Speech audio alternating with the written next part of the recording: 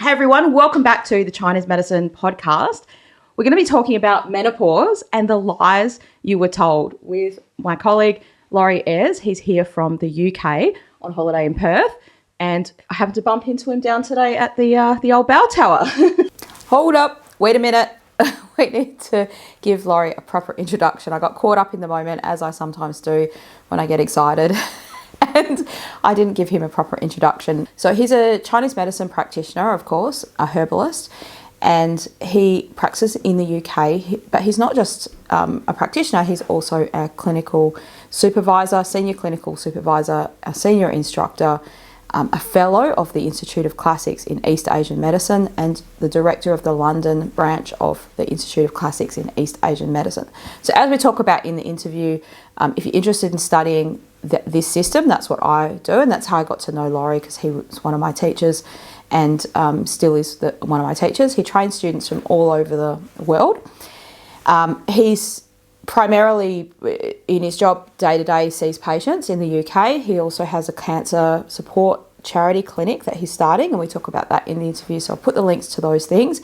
And he also spends a lot of his time training other practitioners from all over the world through ICEAM. So if you're interested in any of those things, all the links of that sort of stuff will be below, and I'll put his bio there as well. He's incredibly highly qualified, and it was a very great privilege and honour to interview him, and I think I just got the stars in my eyes. I didn't give a proper introduction.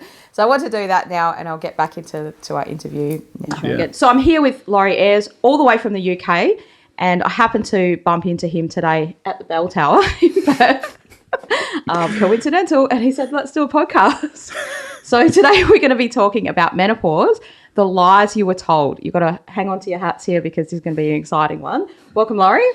Yeah, thank you. Yeah, I'm honoured to be here on your podcast.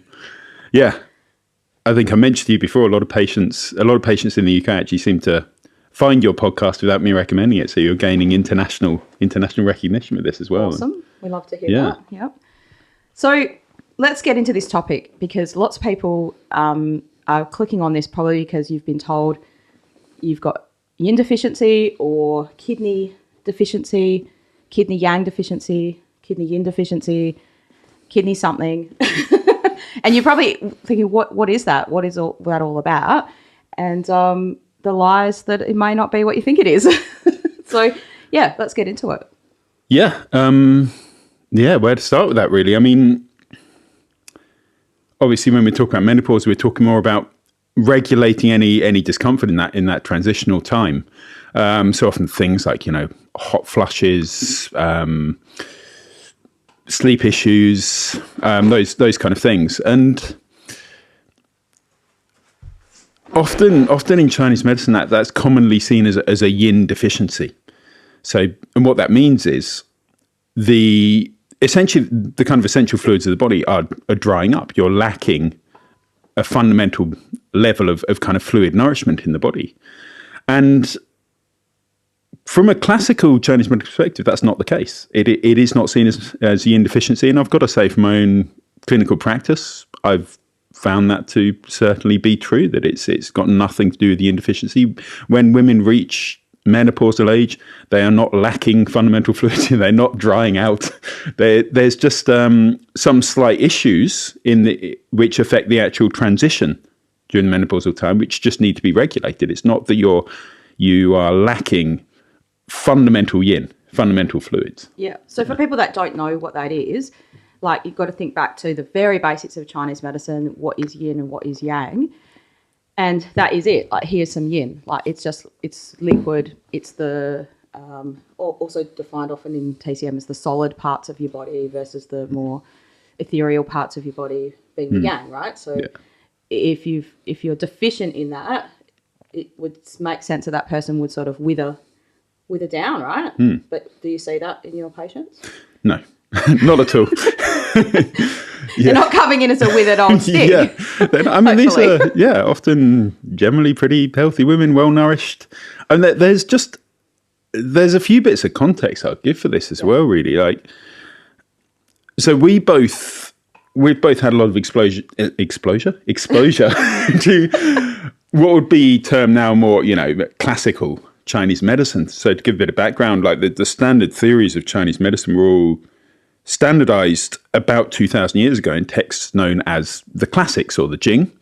And then since then, there's been a lot of, development down different paths. People, various doctors throughout time have seen different kinds of disease, live in different parts of the country and so on. They've all developed their own different kind of schools. So now there's this sort of division between what would be classical medicine, people who adhere very closely to the foundational principles as outlined in the classics, and other people who do more different styles. And over time, the nature and the understanding of Chinese medicine has changed. So a classical system will be more focused on how the body functions and enhancing the function of the body. A more modern system will be more focused on nourishing the material aspects of the body. And we won't go into it now unless you want to for the reasons for that. I mean, that's a whole other discussion. But, I think people might be bored. Yeah. We don't need to bore you. We want the juicy things. But this is kind of where we're coming from, more of a point of helping the body function correctly rather than trying to put more and more nourishment into the body.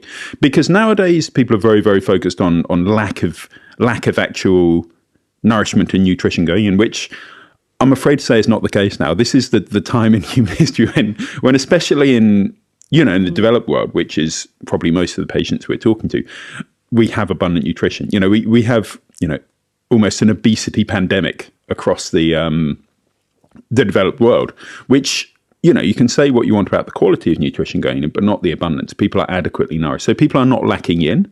If somebody is eating adequate nutrition and still dry, if they're not able to extract what they need from that, that's a problem of, again, a function of being able to digest that food, not a problem of the food going in. So a lot of herbal medicine given nowadays is very much focused around putting loads and loads of nutrition in and so on.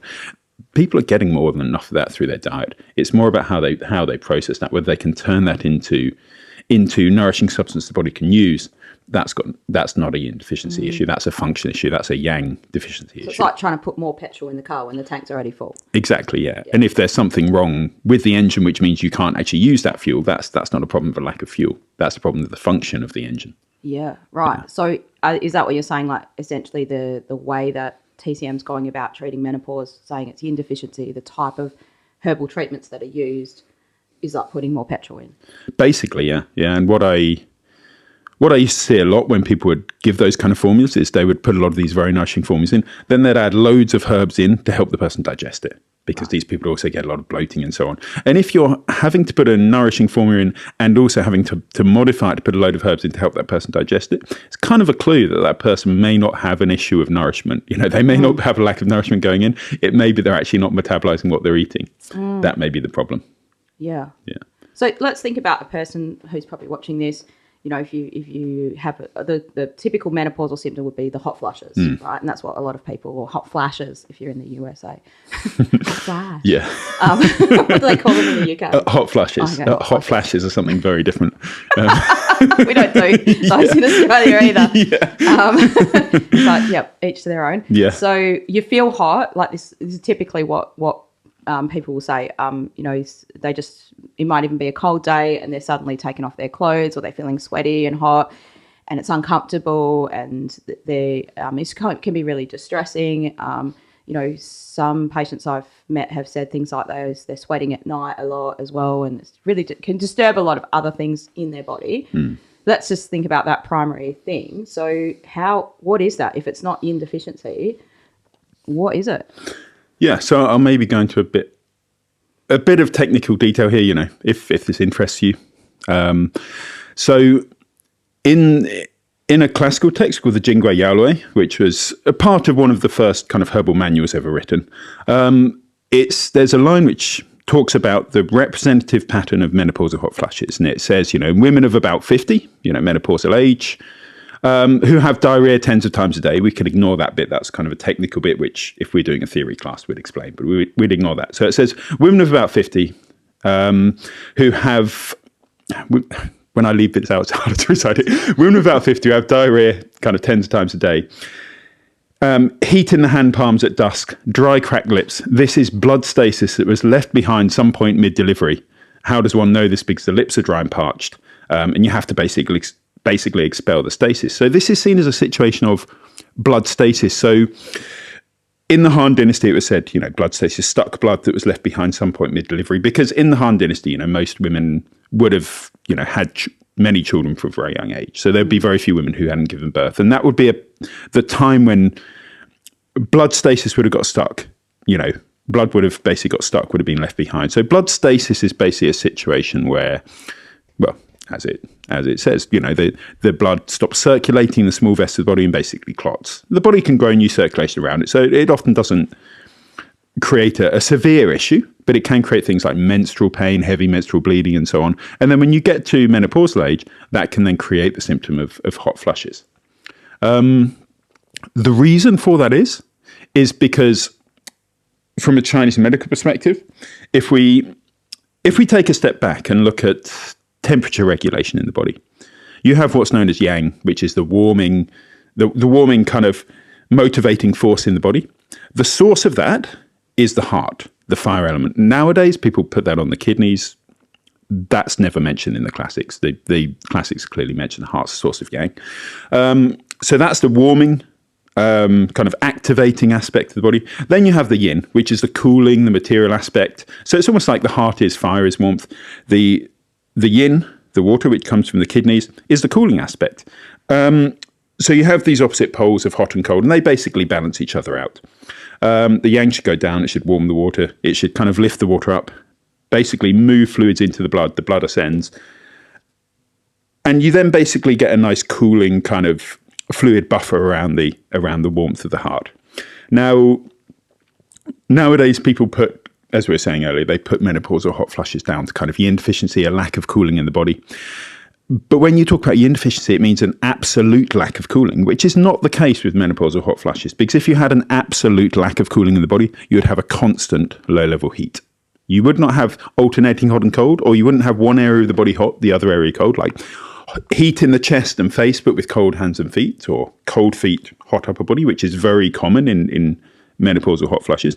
And like I say, that heat wouldn't come and go. You'd have a constant low-level full body heat. And you'd have other signs of lack of fluids, like scanty urination, constant thirst, that kind of thing.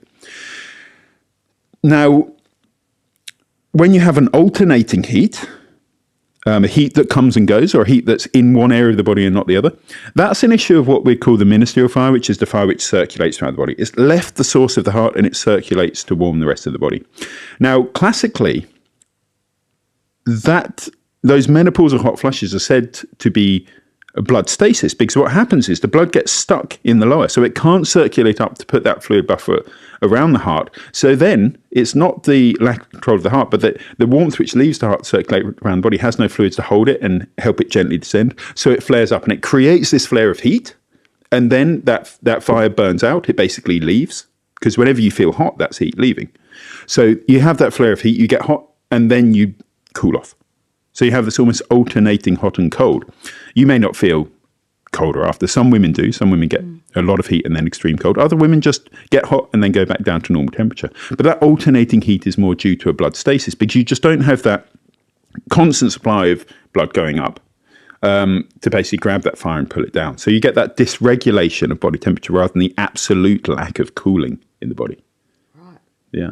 Yep. I might have to listen to that a couple of times. Yeah. Sorry if that went into too much. That was really good. Technical depth. So what I certainly find is that often women who have the most severe menopausal hot flushes are those who have had some kind of dysregulation of their menstruation before, some irregular cycles, some clotting, heavy or light bleeding, long cycles, short cycles, or a lot of pain. And what I very commonly find when treating women with menopausal hot flushes is when you start to treat them, after a period of time, what will happen is their periods will actually restart. So I'm talking here about women where their periods actually stop and they have hot flushes. You start treating them. You start treating this blood stasis. And after a while, their periods will restart. And often they'll have sort of 1 to 3 more periods, and then the periods will just stop again, like it'll stop. And the hot flushes will start to cool down once that's happened. And it's more the case that it seems like basically their menstruation stopped prematurely, which is that blood stasis. That's exactly what you're saying before about the classical medicine's about restoring the physiology. So it's like if that needs to happen with that treatment, it naturally happens. If it doesn't need to happen, the same formula it wouldn't happen. Yeah, yeah. And in the past, like when I was training, for example, I originally trained in more modern, TCM, traditional Chinese medicine. And I saw a lot of, the treatment of menopause or hot flushes as Yin Deficiency.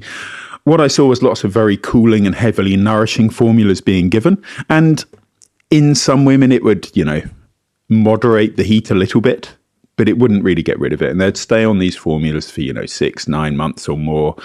Their hot flush would maybe reduce a bit, or they would stop while they're on the formula. As soon as they stopped the formula, they would just come back. It was just this moderation. And it was very different to when I started actually practicing classical medicine. And I'd see this thing that you're actually giving formulas that warm and move blood stasis. And then I just started to notice it just became a pattern right from early on when I started treating. They'd say, "Oh, I've just had a period," and like basically the hot flush is really reduced, but I've just had another period. I'm like, "Oh, okay. Do you feel worse for it? Do you feel more exhausted?" No, I just had another period. I thought they'd stopped. And it's like, okay. And then it would happen, like say 1 to 3 more times, and that's been a consistent theme. So it's basically you're giving those formulas. The last remaining bit of blood gets expelled. The body completes its cycle of going through the menopause, and then you can move on from there, and your body can get back to regulating its normal temperature. And I've even noticed, because one thing in Chinese medicine nowadays is the art of diagnosing the individual patient has been lost. So nowadays, it's almost like if somebody comes in with condition X, you are taught this can only be, diagnosis 1, 2, or 3. So a menopausal woman comes in, you are going to treat them for Yin deficiency regardless of how they actually present. That's kind of how Chinese medicine is now. Yeah. That used to confuse me a lot when I was practicing, because that's what we were told at school. Yeah. And then you're like, but this doesn't look like it. And they were like, oh, well, it must be that though. Yeah. So you almost, disregarding what you were taught to learn. Yeah, because a lot of patients, they don't present in those patterns that you're given. And that's a bit of a confusion of classical medicine. So, for example, classically, yes, blood stasis is seen as the representative pathology behind menopausal hot flushes, but that doesn't mean you treat every menopausal woman for hot flushes. It doesn't mean you even need to. There may be other stuff you need to clear up on top, or it may be that their blood stasis is occurring due to other reasons, so you don't need to directly treat them for that. There's another mechanism which is causing a problem elsewhere. So I've seen many, many women. And again, this is a revelation to me when I started practicing more classical medicine. I've been practicing the specific lineage of classical medicine, which I have for about 17 years now, I think, getting on for 17 years. So it's been, I've got a good collection of samples. Yeah, exactly. I've got a lot of clinical experience going into this. But what I first started noticing was actually I'd treat the patient as they present. So it may be that I'm not moving blood. I may be just circulating fluids through all the hollow space of the body, what would be now known as a qi stagnation. And again, you would do that. You wouldn't do anything for the blood. And I'd think initially when I see these patients take their pulse and so on, and go, oh, they're presenting more as a qi stagnation or Xiaoyang disease. And I think, oh, this is something I need to clear up before I can get in and treat the blood, and their hot flushes won't go away until I can get in and treat the blood. But what would actually happen is even just treating a different aspect of the body that presented at the time, the period would come back, they would have, the hot flushes would cool off, and then it would resolve by itself. So it's really important to remember that, Chinese medicine practitioners should look at the individual patient. You shouldn't treat every menopausal woman as, Yin deficiency or blood stasis or whatever your system says. We still need to diagnose the individual. And that's where the real strength of Chinese medicine lies. So although we're talking about like the representative pattern of menopause, what it is and what it isn't, it's still important to remember that, as a patient, for anyone watching this, your menopause, how you present may be different to someone else. So that there isn't a set method. And this is the whole thing when you're learning Chinese medicine. You're not learning a treatment for condition X. You're not learning what's the good herb for this, what's the good formula for that. If you go to seminars and what you're learning is the formula for something, that's not Chinese medicine. Chinese medicine should be about refining your skill of diagnosing the individual. And I think that's something, if there's practitioners watching, so that's something I'd like to get across, like menopausal women or any condition. Always have in mind representative pathologies and so on. That's a good learning tool. But you've got to really focus, if you're focusing on any further education, any development of your skills. It's about learning to treat individuals as they present, because that's where the real value of Chinese medicine lies. Yeah, definitely. And that's why I'm hesitant sometimes on this channel to people ask me, oh, Marie, what's a good herb for this? Or just get to the point. And the comments are like, just tell us the herb. I'm like, but I can't, because it's reckless to tell you, oh, it's most of the time it's this formula, because then people will go out and buy that formula for themselves. Yeah. It's not going to be right. And trust me, if it's not right for you, you wouldn't want to take it. Yeah. You won't feel good. You'll feel horrible. Exactly. So you need to see a practitioner. And that's, it's important. Like there's a limit to what you can do for yourself. Yeah. But this is to help people to understand it for yourself, so you know what your practitioner hopefully is talking about. And if you are, like, maybe you've come to this video today because you are interested in Chinese and you've been treated for kidney deficiency or yin deficiency, you're getting some results, it's getting a bit better, but it's like this is another part of the buffet of Chinese medicine, a different part of the cuisine that you can try. And that's what classical Chinese medicine's about, a different way of looking at your body. Yeah. Yeah. And actually, a good TCM practitioner should be able to assess the individual as well. The basic TCM, traditional Chinese medicine, what basically came out of the curriculum that was created when Chinese medicine first went into universities. And actually, the first few generations of TCM practitioners were exceptionally good. It's just being watered down a lot now, as people start to learn more of these protocols and so on. So, I referenced TCM versus classical. I think good TCM is still very, very good. Yeah. Well, this isn't the bag It's not out. to bash. Yeah. It's not a bash TCM channel now. But yeah, I just have a lot of people ask those questions and they want to know what's the difference between it. And I can't help but tell you what I think, what I really think. Yeah. That's why people come here. Yeah. But yeah, it's I think it's good to have that understanding of that physiology. Thank you for sharing that, because it's like, some people really want to know, well, what are my herbs actually doing? What's the treatment actually doing? Like why? Like the more for me, the more you understand it, the more compliant sometimes you are, because you kind of think, I need to do this, to that's what it's doing for my body. Cool. So what about, like, you mentioned it's not, we mentioned it's maybe it's, well, not maybe, but it's not, I can't believe it's not Yin Deficiency. That's going to be the new product in the merch store this week. A new cup coming soon. Yeah. Actually, that would be a good one. That'd be good. I can't believe it's not Yin Deficiency, the cup. So, and then you put your herbs in that cup, your other herbs. What about the kidney deficiency? A lot of people are told, almost like a blanket thing, menopause is kidney deficiency. Yeah, it's not. That's the answer. I mean, you won't see kidney deficiency ever in clinic, really. I mean, okay, maybe one patient in your life, but in reality, true kidney deficiency, again, you really don't generally tend to see. What you see a lot is cooling off of the kidneys. So again, going back to basic physiology, the heart, and again, we're not talking Western medical organs, we're talking more the representative language of Chinese medicine. Classically, heart is a source of yang, is the fire element, the source of all warmth, motivational force, or everything that activates function in your body. Kidneys are the source of water, basically all matter, all nourishing fluids in your body. Now, if you were to be kidney deficient, again, it would mean you are lacking, you're fundamentally lacking those basic nourishing fluids. Now, what you see a lot nowadays is actually cooling off of the kidney. So for the kidneys to function, their natural state is to be cold, to store fluids, to hold on and consolidate fluids in the body. The thing that basically motivates life is that the fire of the heart goes down and activates the kidneys, and you can then start to use those fluids, start to steam off, start to nourish tissue. So it's function, warmth, motive energy, if you like, activating matter, and that is basically life. And the balance of life is not overly using that yang and that yin, not burning it off too much, but also using it just enough, so you're not lethargic and everything.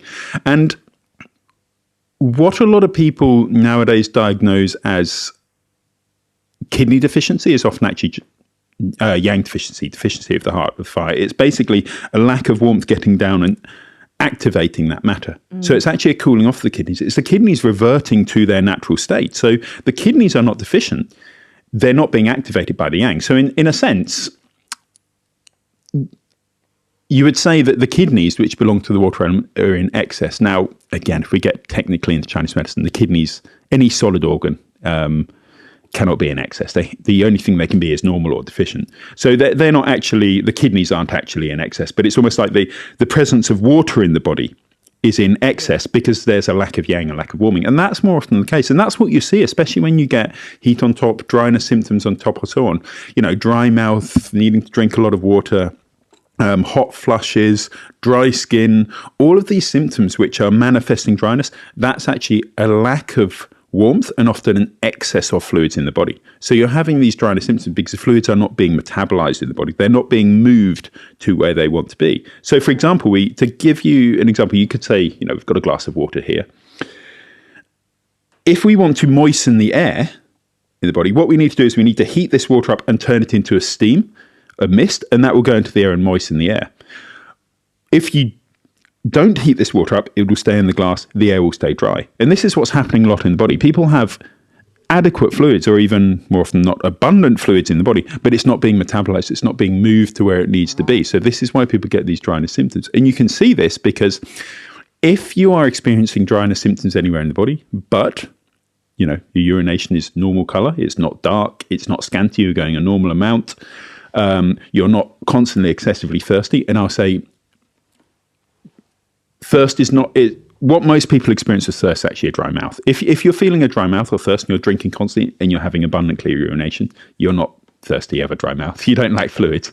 So if you're having dryness symptoms anywhere, but urination is not dark, you're not showing any lack of water there, you are not lacking fluids. You're not kidney deficient, you're not yin deficient, you're not fluid deficient. You're actually yang deficient. Your body is too cold on the interior, so it's not metabolizing those fluids. It's not moving them to where they want to be. And this is along the same lines as what we were talking about earlier with people having abundant nutrition going in, but if that is not being metabolized, again, that's a lack of yang.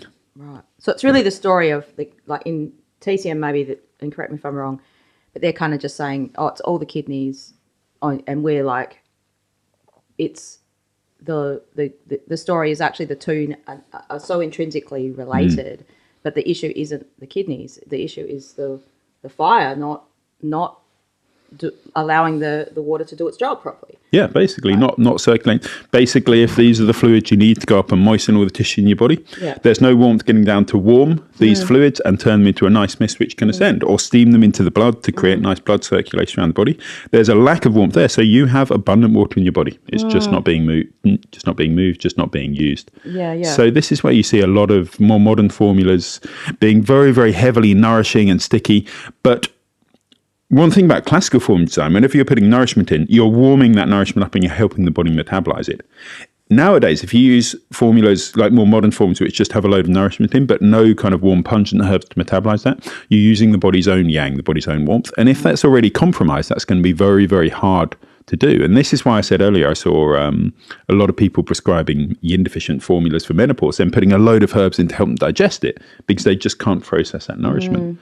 But you see it a lot with people, people with dry skin conditions being diagnosed as, blood deficient and so on, or yin deficient because their skin is dry, and being given loads of nourishing herbs. Again, that's putting fluids into the body is different to moistening the body.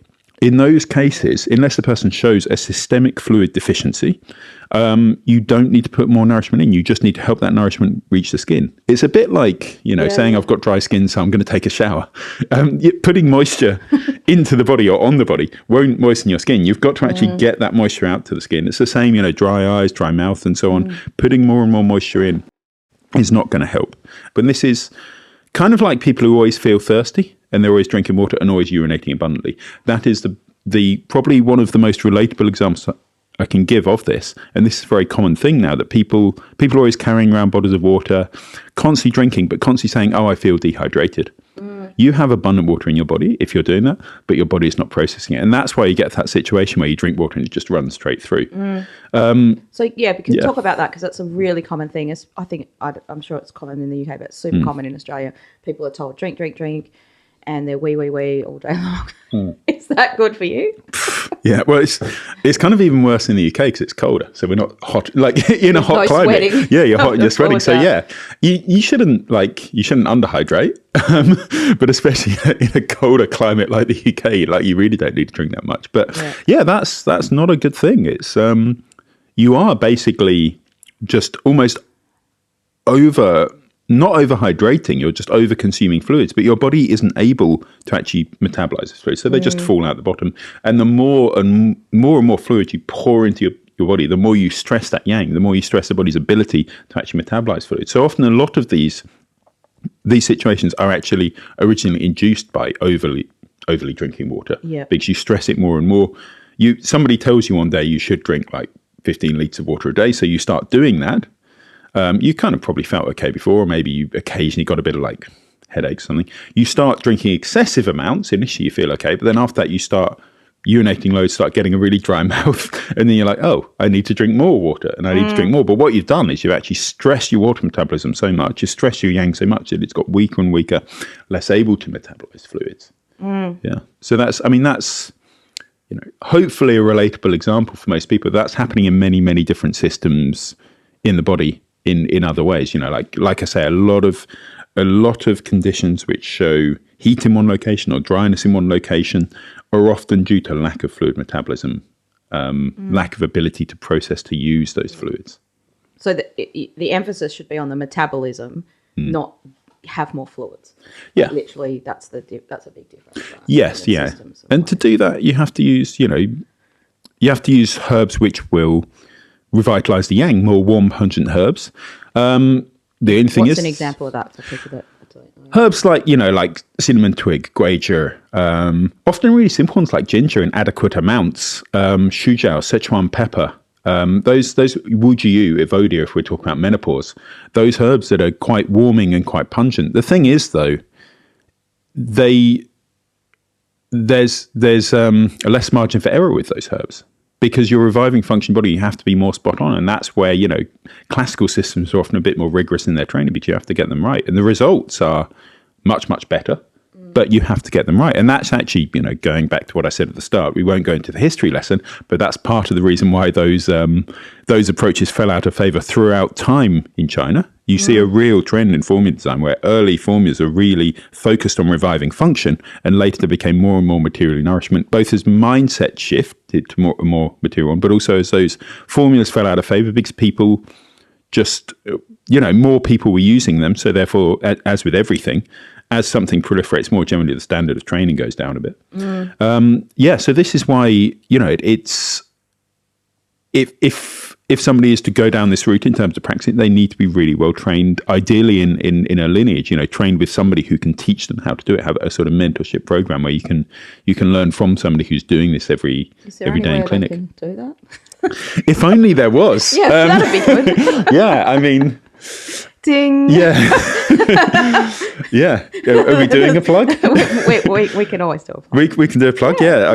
Plug ICEAM, the Institute of Classics in East Asian Medicine. Basically, so the lineage I'm a part of is a lineage called the Tian lineage. The kind of head of our lineage was Dr. Tian He-Ming, who I think he passed away in the mid-70s. So he used to see 200 to 300 patients a day for... I think since about age 18 up until they died age 98. So he saw a lot of patients. He then taught Dr. Zheng Longsho, who continued that lineage. And then our teacher, Arnav Slois, learned from him and is now passing on, has created ICEAM as an institute to teach that. So we teach courses all over the world, Europe, where I'm kind of the main teacher of, US, Australia as well.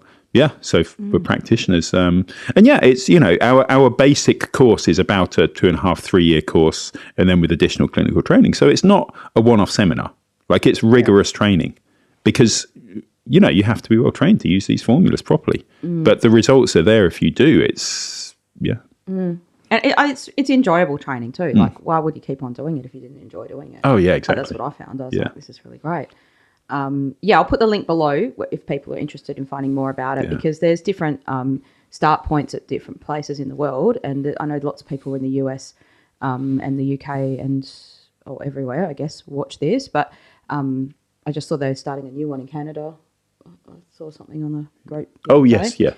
Soon. And that's good. Obviously, you've got to start at the beginning. Jump in at the start. Yeah. But the training is great now where some of it's by Zoom, live, and some of it's in person. So, it's good for people it's easier. I think it's more accessible for people to get into it. Yeah. And practitioners. Yeah, our basic course kind of really lays down the theoretical foundations enough that we just do lots of clinical training, lots of seeing patients. And we primarily a post-diagnosis based lineage. So that's the fundamental kind of skill that was passed down from Dr. Tien to Dr. Zhang, so on. So a lot of our training, once you've got the basic foundational theory in place, is just seeing patients and just feeling pulse and learning post-diagnosis. And kind of why is that important? Well, both for practitioners and patients, this bit's kind of both for practitioners and patients, that as we were talking about earlier, when we're treating a certain condition, there are representative pathologies for a condition, but patients don't present that way. You have to work out what's going on in that individual patient.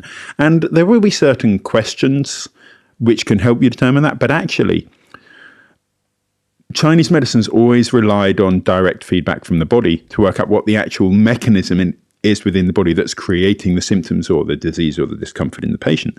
And there are a lot of different palpatory or observational systems, observing complexion, palpating the abdomen, palpating the channel and the muscles and so on.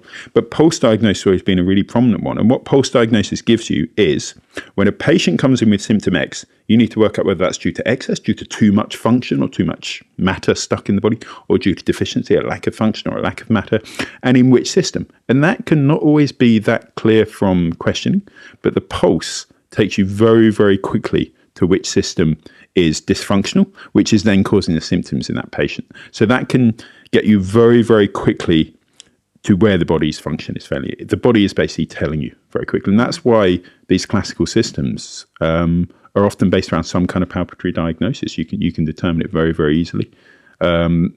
Because there are certain things as well with patients, that the stuff you want to know as a physician is maybe not the kind of stuff a patient would understandably focus on in their day-to-day life. Say, again, a menopausal woman comes in with hot flushes and so on. Maybe the question you need to ask them is, are your bowel movements every day and your stool sticky? I mean, a lot of people just wouldn't really pay attention to that, quite understandably, because why would you? Yeah. Or do you get bloating here on your epigastrium, like low-level bloating where you just feel a bit full after food?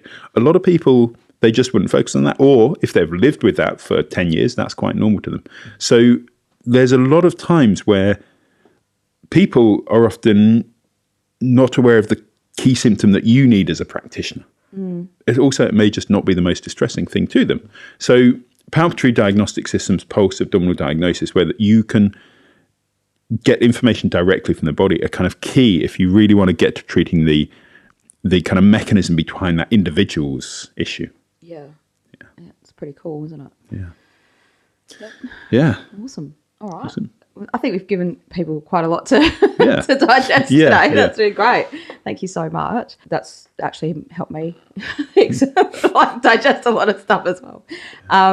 So not just hot flushes are things that people experience with menopause. And I find a lot of people coming into the clinic saying they think they've got perimenopause and they're kind of preparing for that, or they want help to prepare for that. How would you go about that? Like, what should people be watching out for? When should they see a practitioner about? Like, what can Chinese medicine do for that? And what kind of symptoms might they pay attention to think, oh, these are things I should be like on the lookout for to get help now, rather than wait until it's like, oh, crazy hot flushes. Yeah, I mean, the kind of ideal time to seek treatment is as early as possible. It's always easier to prevent something or sort out something in its early stages. Yeah, the ideal time is always as early as possible. But when is that? I mean, I'd say whenever you're starting to notice some kind of clear discomfort or change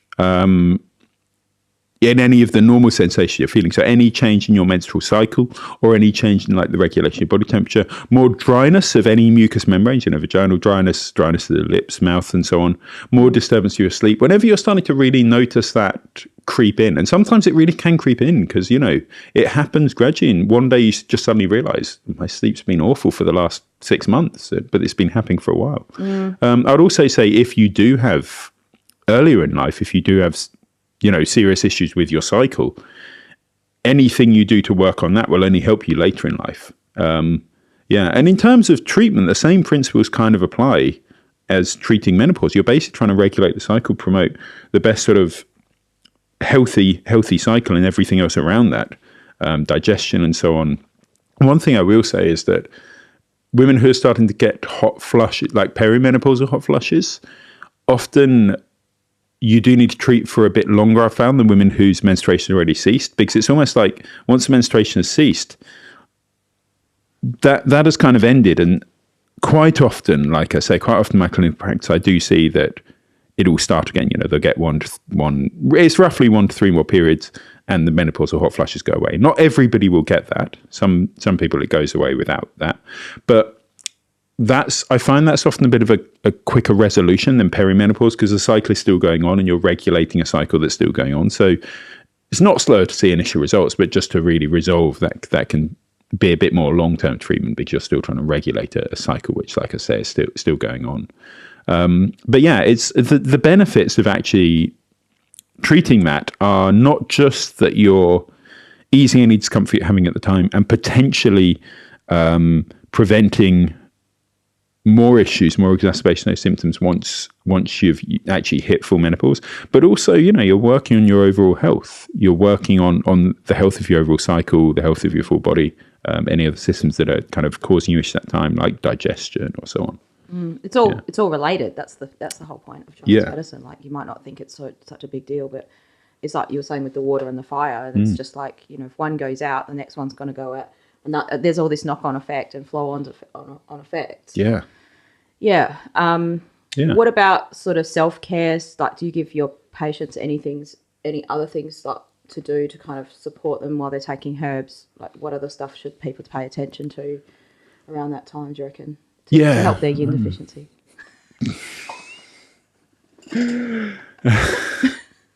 What's your top 5 self-care for yin deficiency? Okay. Find a different practitioner. Okay. Yep. Yeah.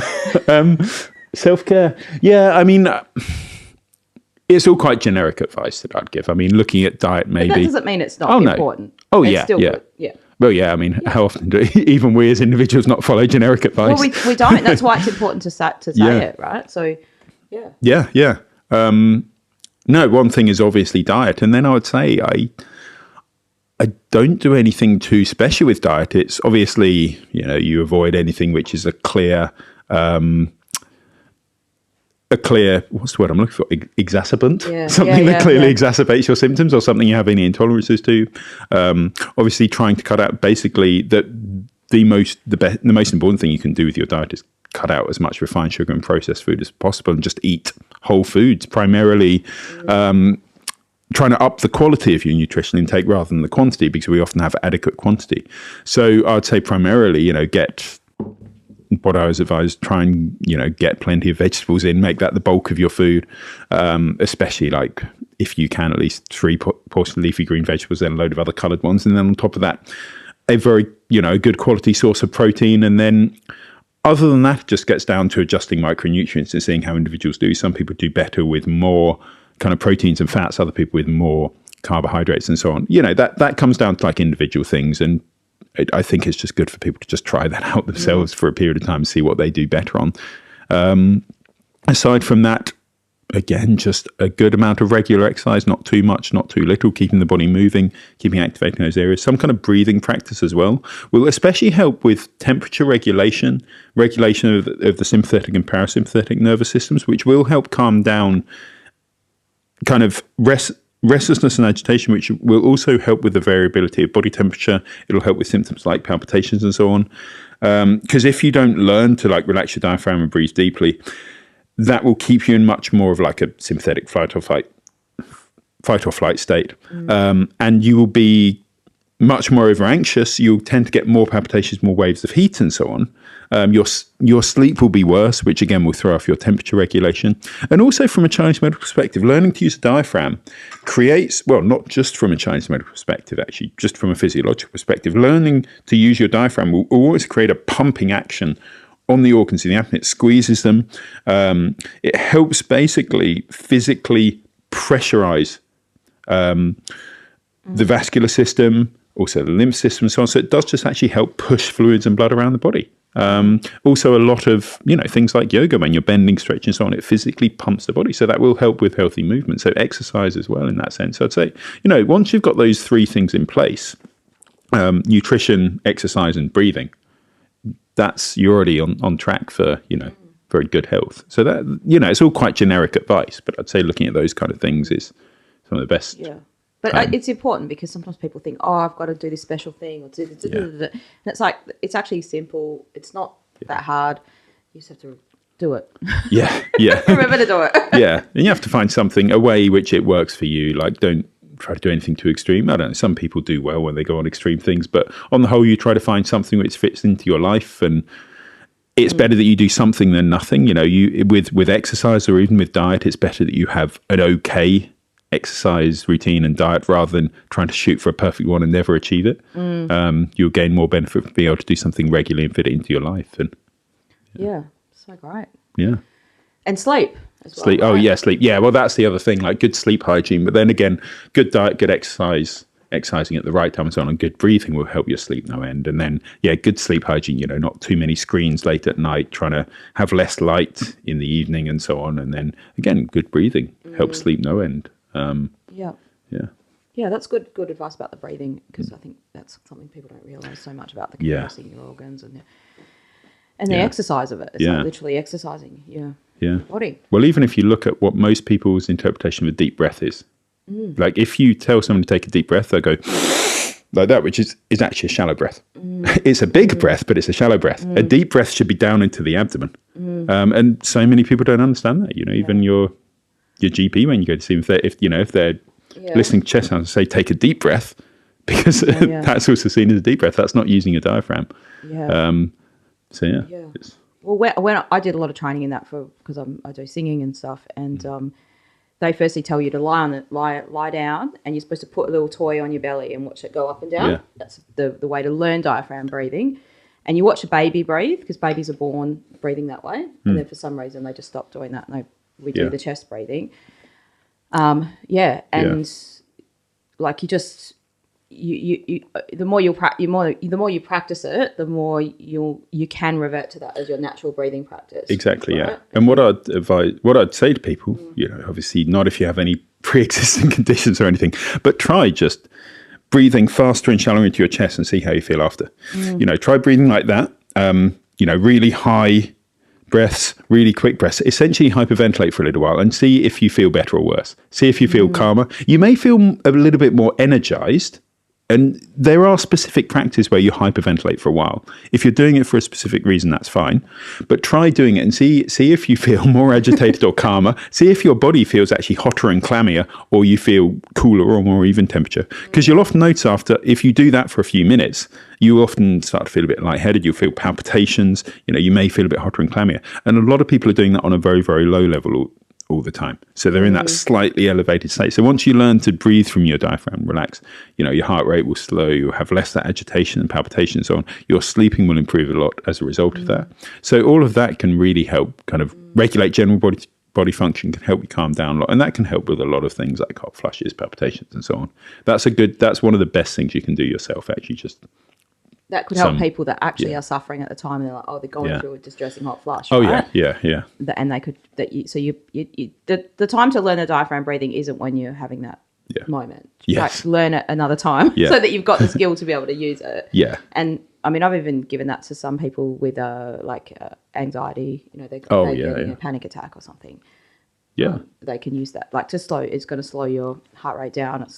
Yeah, absolutely. It's not a cure. It's not the answer to all problems, but it will only benefit your health. And for some people, it will be the answer.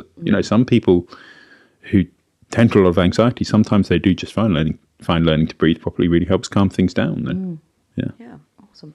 Oh, so great. We've talked so much today. Yeah. And hopefully you've enjoyed the conversation. And if you need to listen to it again, that's fine. do that.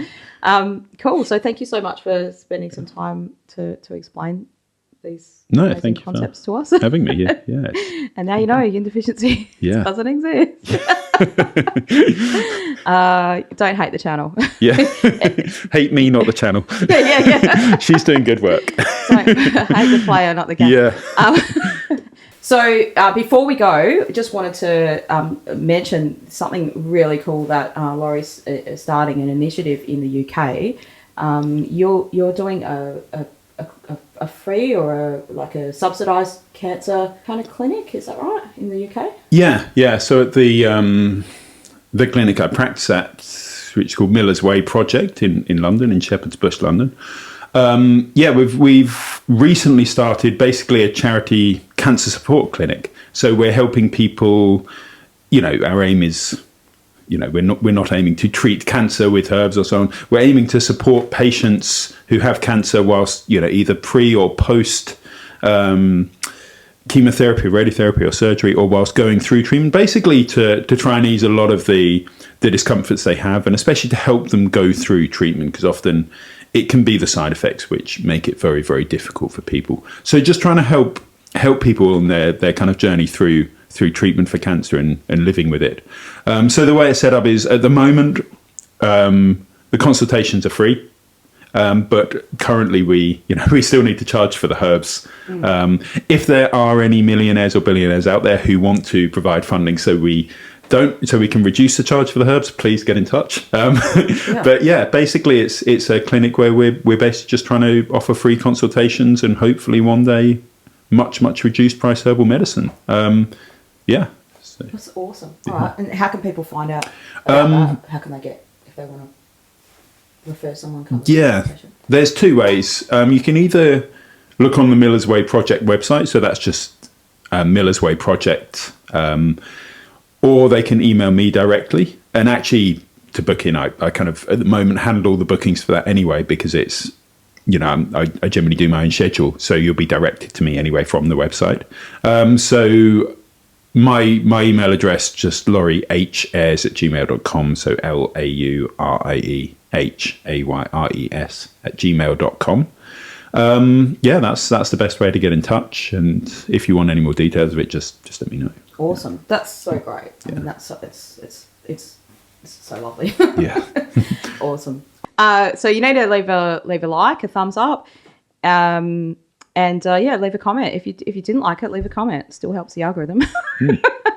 So look forward to seeing you again on another video soon. And I've got to take Laurie to the airport now. So I've got to fly home now. We can't we can't keep him here too long.